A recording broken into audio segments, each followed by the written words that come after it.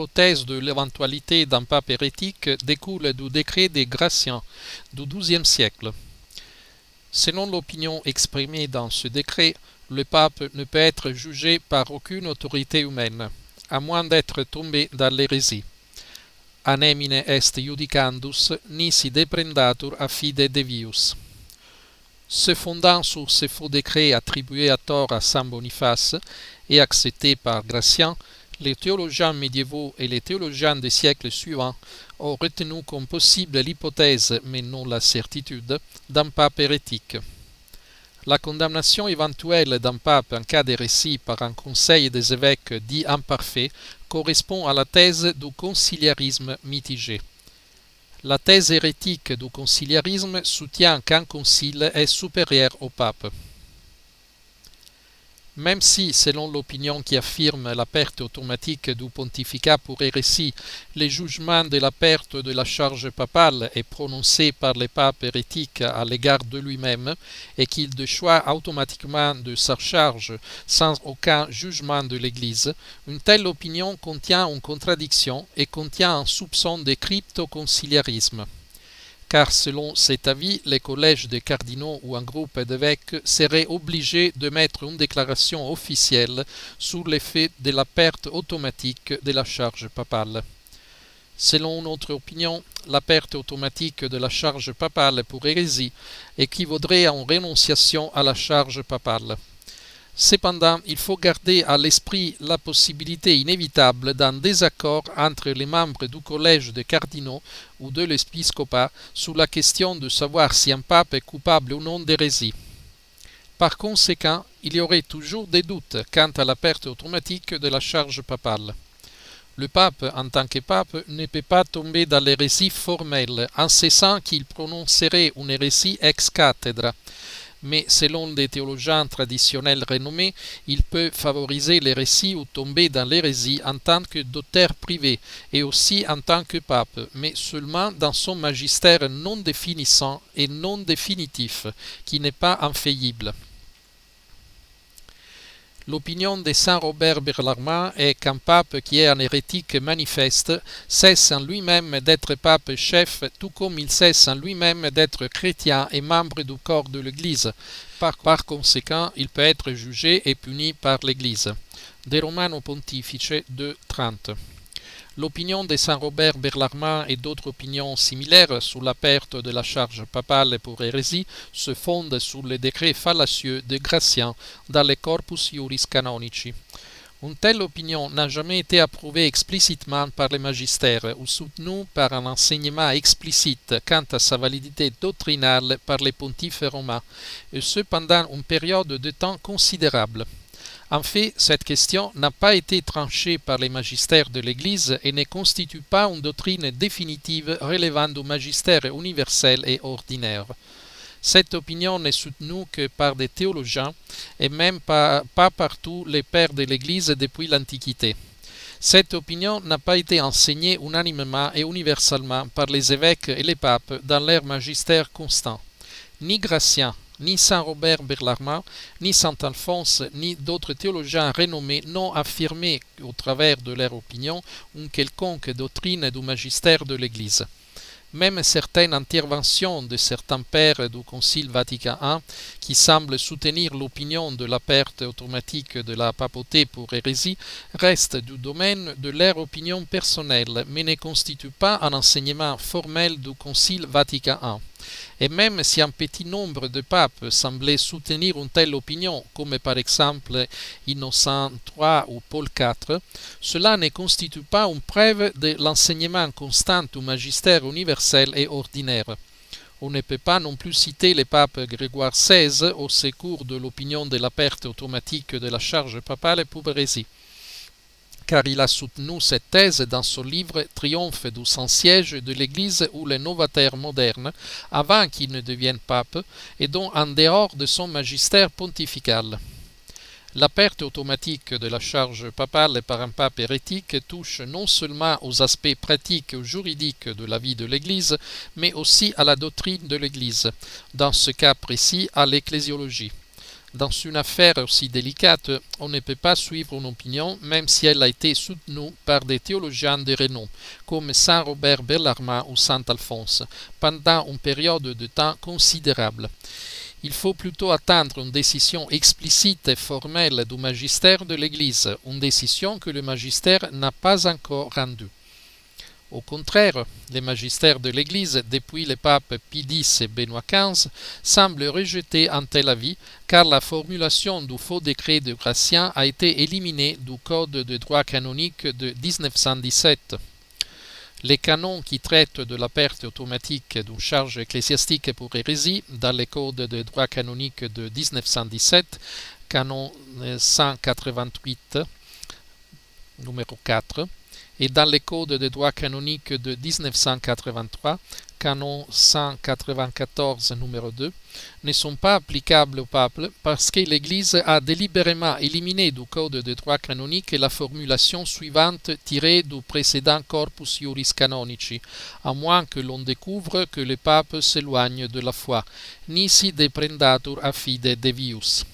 Par cet acte, l'Église a manifesté sa manière d'apprendre la mens ecclesiae par rapport à cette question cruciale.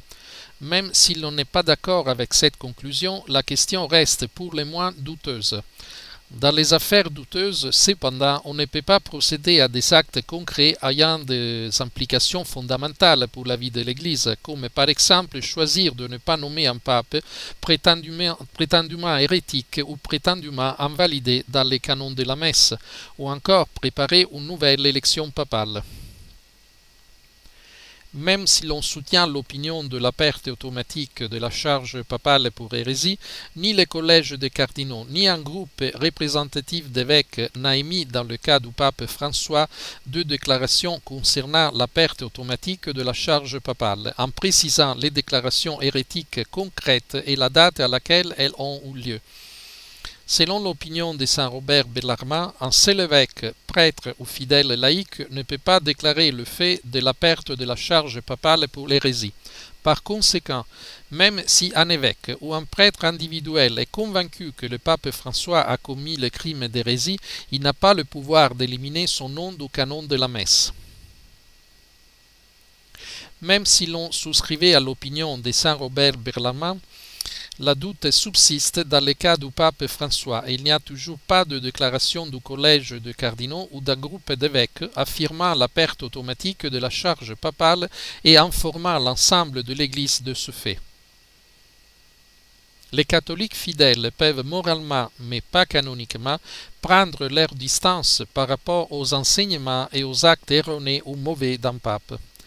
Cela s'est produit plusieurs fois au cours de l'histoire de l'Église.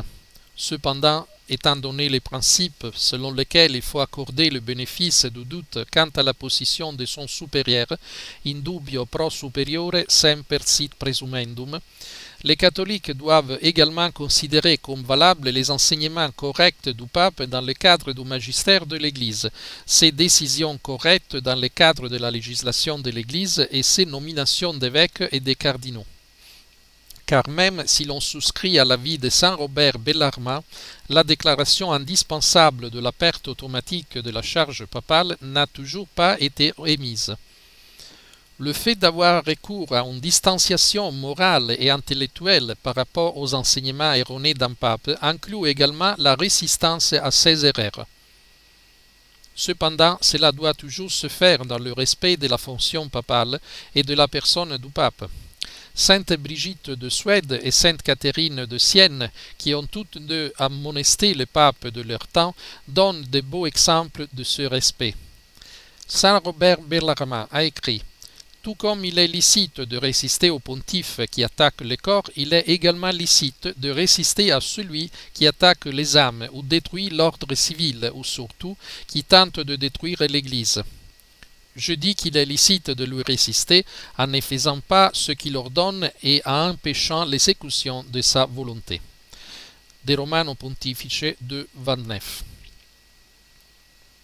Pour avertir les gens du danger que représentent les mauvais enseignements et les mauvaises actions d'un pape, il n'est pas nécessaire de les convaincre qu'il n'est pas le vrai pape.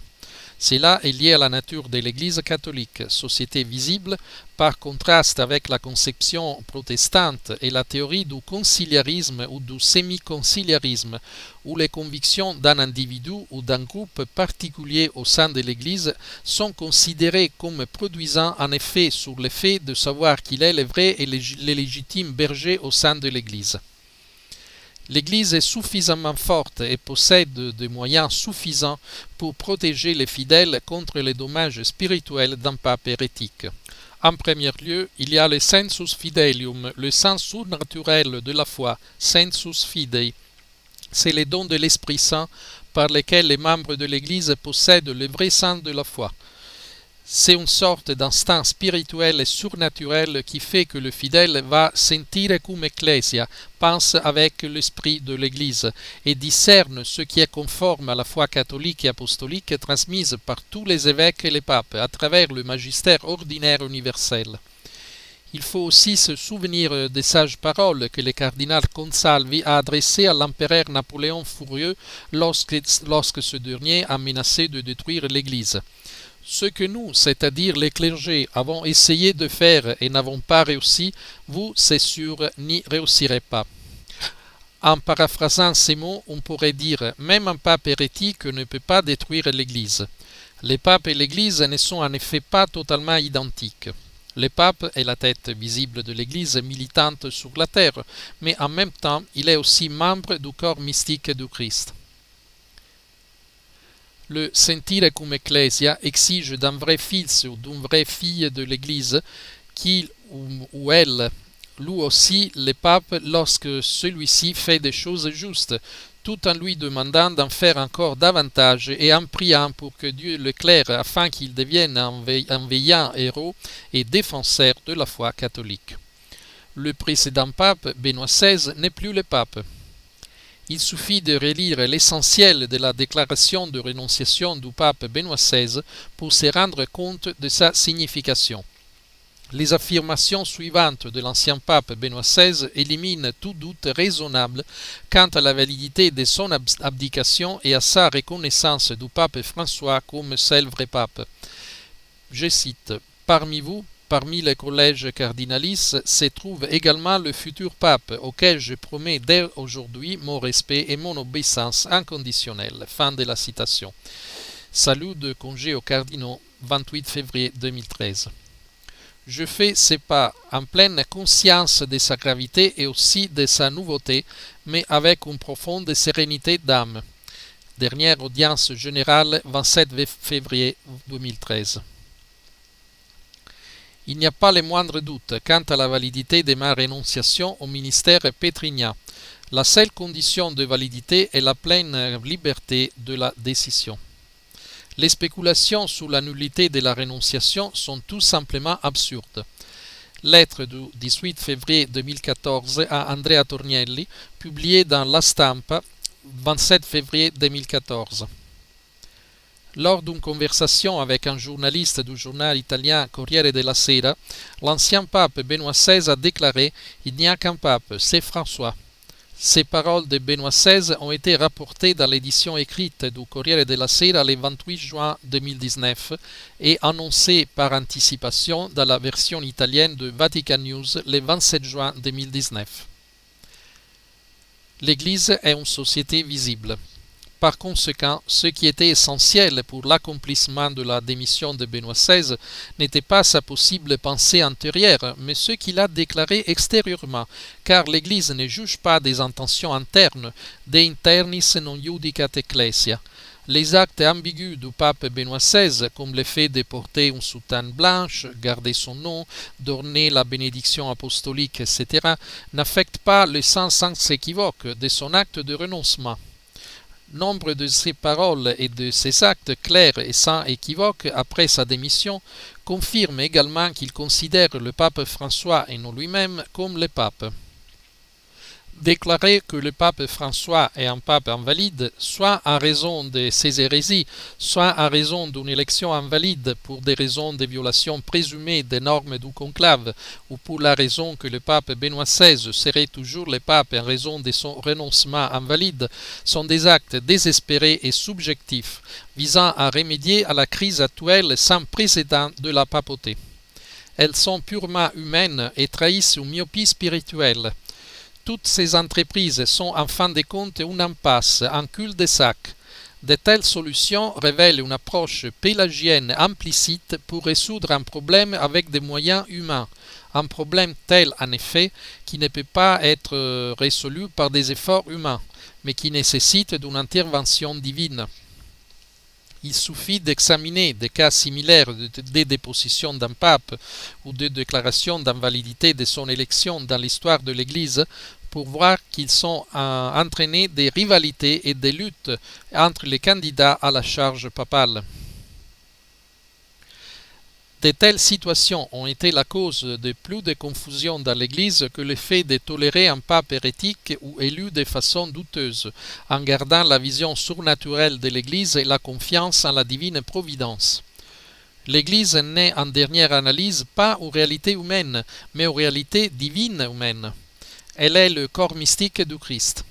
Les tentatives de résolution de la crise actuelle de la papauté qui privilégie l'opinion de Saint Robert Bellarmine avec sa solution concrète ou qui se réfugie dans la théorie non prouvée selon laquelle Benoît XVI serait toujours le seul vrai pape sont d'emblée vouées à l'échec.